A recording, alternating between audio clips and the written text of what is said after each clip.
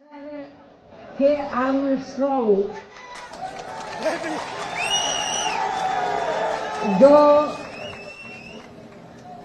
बहुत ही मिशनरी थे, बाबा साहब डॉक्टर भीमराव अंबेडकर की मूवमेंट से जुड़े थे।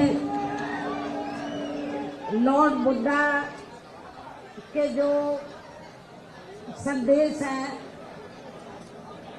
जो उनका मानवतावादी जो उनका उपदेश रहा, संदेश रहा, उससे जुड़े हुए थे।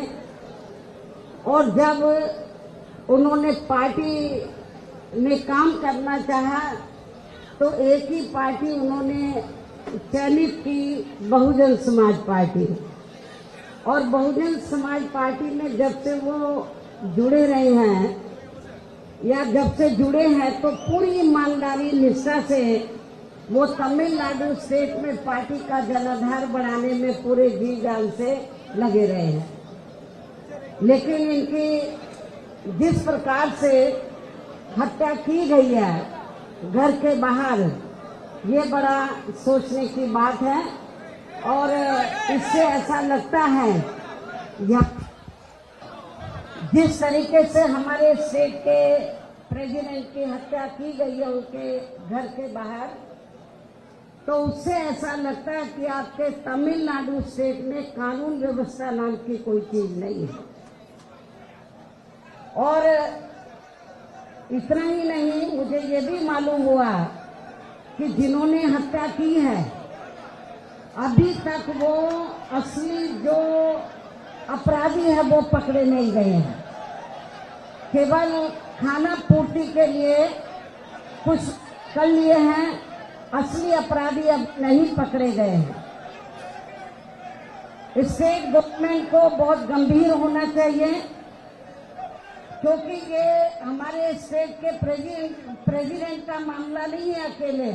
पूरे तमिलनाडु स्टेट में जो वीकर सेक्शन के लोग हैं, दलित वर्ग के लोग हैं, वो बहुत भयभीत है, डरे हुए हैं कि जब बीएसपी के स्टेट के प्रेसिडेंट के साथ ऐसा हो सकता है तो हमारे साथ क्यों नहीं हो सकता है।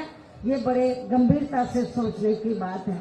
इसलिए मेरा यहाँ की जो स्टेट गवर्नमेंट है तो उनसे ये कहना है, यहाँ के मुख्यमंत्री से खास तौर से, कि उनको लॉ एंड ऑर्डर तरफ ध्यान देना चाहिए।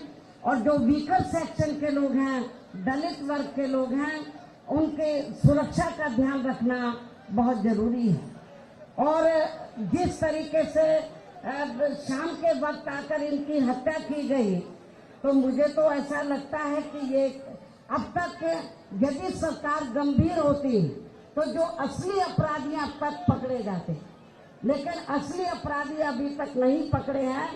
इसलिए हम स्टेट गवर्नमेंट से ये चाहेंगे कि आप हमारे जो स्टेट के प्रेसिडेंट रहे हैं वो नहीं हमारे बीच में रहे, तो आप न्याय नहीं देना चाहते हैं तो हम चाहेंगे कि ये मामला सीबीआई को रेफर किया जाए, ताकि जो असली अपराधी हैं तो उनका असली चेहरा सामने आ जाए, ये मालूम पड़ जाए कि इसके पीछे हाथ किसका है।